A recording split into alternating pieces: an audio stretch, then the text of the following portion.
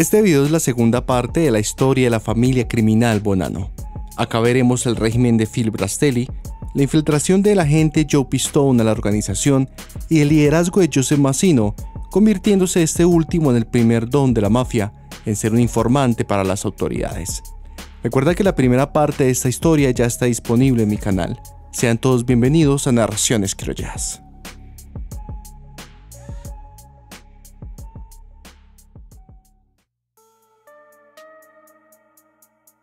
Paul Sciacca, de la misma manera que su antecesor, duró poco tiempo como jefe de los Bonanno. Este sería entonces sucedido por Joe Evola, a quien le decían Diamonds, un hombre que fue leal a los Bonanno durante muchos años, siendo elegido para el cargo en 1971, pero que perdería la vida en 1973, dejando el cargo libre de nuevo. Es por esto que la comisión, en una reunión en febrero del 74, nombró como jefe a Philip Rastelli.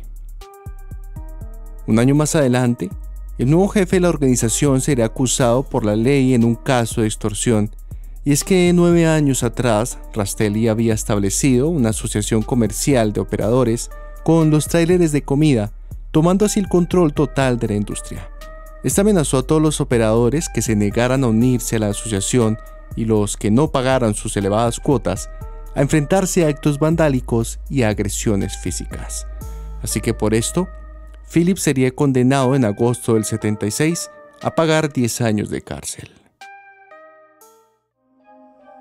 Con Rastelli en la cárcel, Carmine Galante, quien en ese entonces era uno de los hombres más importantes de la familia, fue nombrado como jefe en funciones no oficial. Galante, sin perder tiempo, puso a trabajar a la familia en la distribución de heroína, ya que este era su fuerte, concentrando de esta manera los recursos, la energía y la fuerza de la familia. La cuestión con esto es que la organización se estaba desmoronando y él no se estaba dando cuenta. Además que entró en contiendas frontales con otras familias, porque según él, le hacían competencia en sus intereses. Sumado a lo anterior, Galante, siendo un gángster muy violento y ambicioso, entró en un juego de poder en contra de Carlo Gambino, para convertirse en el hombre más poderoso de Nueva York, a pesar de que para ese momento la familia Bonanno se encontraba desordenada y con las filas mermadas. Carmine, para contrarrestar esto, contrató a sicilianos desde Italia, los cuales llamaban despectivamente por el apodo de Sips, para que conformaran su brazo armado e infraestructura principal de su familia. El hambre de poder que tenía Galante se estaba descontrolando, dejando su marca por doquier con distintos actos de violencia y demostrando ser muy codicioso con todo el tema del tráfico de estupefacientes. Al ver esto, las otras 4 familias se reunieron en secreto para llegar a la conclusión que Carmine tenía que morir, o si no, él terminaría por destruir toda la Cosa Nostra. Las familias estaban alarmadas por el descarado intento de Galante de acaparar él solo el mercado de narcóticos, además que los sicilianos que estaban bajo su mando eran considerados muy peligrosos. Por esto, diferentes miembros dentro de la organización, como Joe Mazzino y el jefe total, Rastelli, abogaron ante la comisión para que se expidiera el contrato para poder eliminarle, sumado a que contaron con el aval del retirado Joseph Bonanno. Esta situación fue histórica, ya que era la primera vez que la comisión, de manera unánime, ordenaba la muerte del jefe de una familia, así fueran funciones como lo era Carmine. La muerte del temido capo se haría finalmente en julio de 1979, cuando él se encontraba almorzando en un restaurante italoamericano que frecuentaba llamado Joe and Mary. Allí llegarían 3 hombres con pasamontañas que le liquidaron con una lluvia de balas. Por esta muerte, todos los jefes de la mafia neoyorquina celebraron, ya que sintieron quitarse un peso de encima.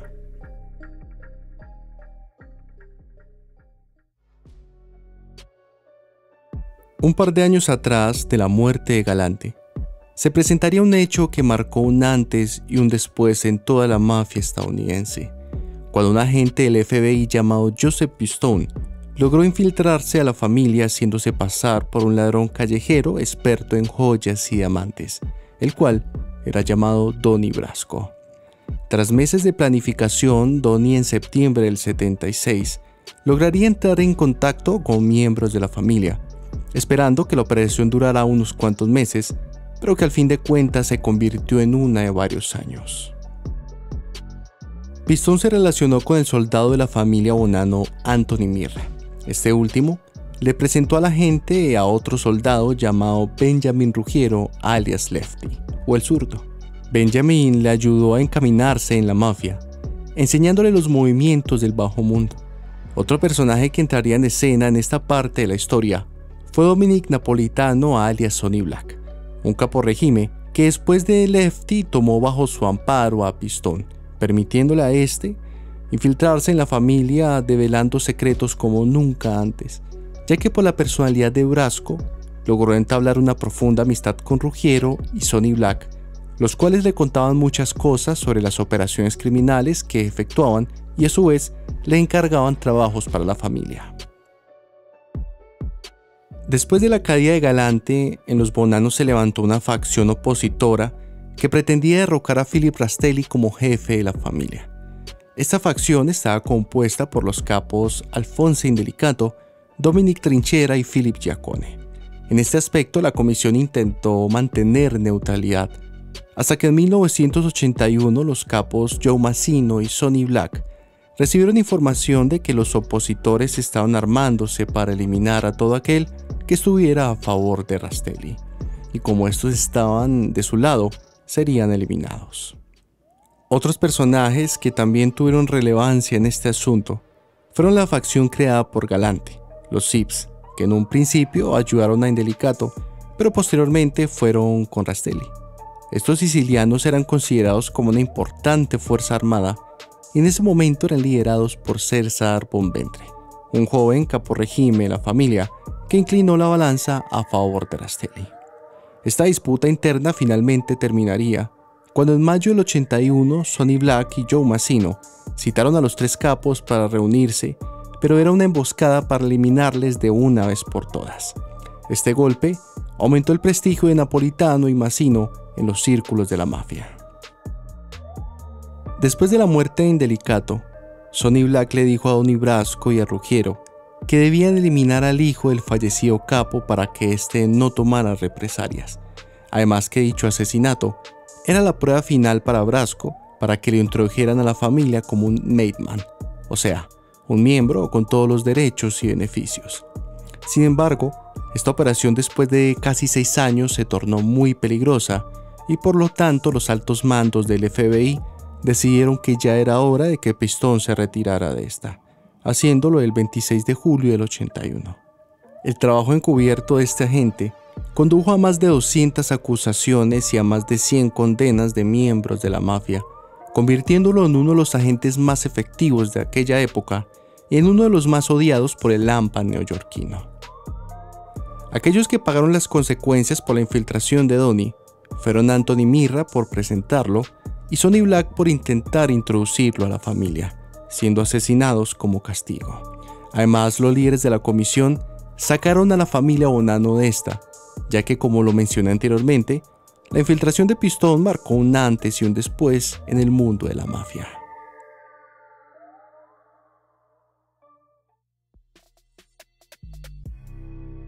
Philip Rastelli finalmente perdería la vida el 24 de junio de 1991. Poco después, sería aclamado como jefe de la familia Joseph Massino. Desde finales de los 80 se estaba presionando a Massino para que tomara el mando de la organización, ya que con Rastelli en la cárcel, Joe era considerado el jefe en las calles. Sin embargo, Massino era bastante recio a dar este paso mientras Rastelli viviera, ya que según una antigua tradición mafiosa, un jefe conservaba su título hasta que se retirara o perdiera la vida. Massino tenía 49 años cuando se convirtió en el don de los Bonanno, pero de manera prudente pensó en evitar hacer los distintos comportamientos que tenían los otros jefes de la mafia y que terminaban encarcelados. Con esta idea, Massino adoptó una manera de hacer negocios más reservada, cerrando los clubes sociales de la familia porque los consideraba demasiado fáciles de pinchar y puso fin al trabajo conjunto con otras familias porque pensaba que depender de estas traía demasiados riesgos. Sumado a lo anterior, racionalizó la cadena de mando de la familia, asignando a un grupo de capos la supervisión de una empresa concreta y la rendición de cuentas a su subjefe, el cual era Salvatore Vitale, quien también era su cuñado. Vitale fungió además como mensajero hasta 1995, ya que Massino no podía asociarse con mafiosos conocidos. Tratando de evitar que las autoridades lo atraparan, además que él contaba con libertad condicional y por ende los federales le seguían la pista de cerca, Massino le prohibió a los miembros de la familia pronunciar su nombre. En su lugar, debían señalarse las orejas cuando se referían a él. Sumado a esto, recordando lo cerca que estuvo Donnie Brasco de convertirse en un miembro oficial, Joe exigió que cualquier futuro soldado debía estar fichado por un mainman por lo menos 8 años antes de convertirlo también en un hombre hecho. En esto animó a sus hombres a que le inculcaran a sus hijos el camino de la mafia, porque según él, si alguno de estos decidía convertirse en un soplón para con las autoridades, la familia tendría a su hijo como garantía, generando ante esta amenaza que fueran mucho más leales. A pesar de lo que pasó con Pistone, la familia Bonanno contaba con una gran reputación de lealtad. Hasta ese entonces, ningún miembro se había convertido en informante o testigo del gobierno, y esto era usado por Massino como motivo de orgullo para unir a la familia. En pocos años, por el liderazgo y gestión de Joe, los Bonanno recuperaron su posición en la comisión, ayudados por el famoso John Gotti, aunque en 1998, en una oleada de condenas en otras familias, se dejó a Massino como el único jefe de Nueva York que no estaba en la cárcel, motivo por el cual llegó a ser considerado como el capo más poderoso de todo el país.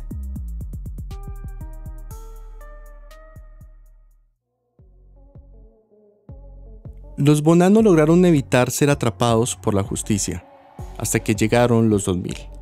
Por ese entonces, un par de contables forenses del FBI descubrieron a un empresario que estaba asociado a un capo régimen en la organización, el cual no había declarado ingresos por millones de dólares durante casi una década. A ese empresario se le dijo que si no cooperaba con ellos, hablando lo que sabía, iría a prisión durante un largo tiempo, cosa que él aceptó, llevándole a incriminar a sus socios los Bonanno. En octubre del 2002, ya con bastantes pruebas, el gobierno consiguió una acusación RICO de 24 cargos contra 21 soldados de los Bonanno, estando entre ellos Richard Cantarella, que actuaba como subjefe en funciones, mientras Salvatore Vitale estaba a la espera de ser sentenciado por usura y blanqueo de dinero. Otro que ya estaba en manos de las autoridades era el capo Frank Coppa. Este fue el primer hombre importante de la familia en convertirse en informante. Después de él, llegaron más soldados y caporregime que traicionaron a la mafia, dejando a Joe Massino vulnerable a varios cargos graves por tantas deserciones. El 9 de enero del 2003, finalmente el máximo capo de los Bonanno sería arrestado y acusado por crimen organizado, incluyendo ordenar el asesinato de Sonny Black en el 81. A Massino se le negó la libertad bajo fianza y para ocupar el puesto en la familia mientras se encontraba tras las rejas, se asignó como jefe en funciones a Vincent Bassiano. Uno de los testigos más importantes para incriminar a Massino fue Salvatore Vitale, hombre que durante décadas le acompañó en su carrera en la mafia como mano derecha, conociendo a detalle tantos crímenes que vio, y este último decidió atestiguar contra su cuñado, ya que Massino le había mandado asesinar con anterioridad, antes de que la atraparan las autoridades, precisamente temiendo que Vitale se convirtiera en un informante. Además que Salvatore ya estaba descontento por la falta del apoyo que él y su familia recibieron por parte de Massino tras su detención. Cuando comenzó el juicio, Joe enfrentaba 11 cargos RICO por 7 asesinatos, además que los fiscales estaban pidiendo para él la pena de muerte, acusándole de extorsión, usura, juego ilegal, blanqueo de dinero y tráfico de narcóticos.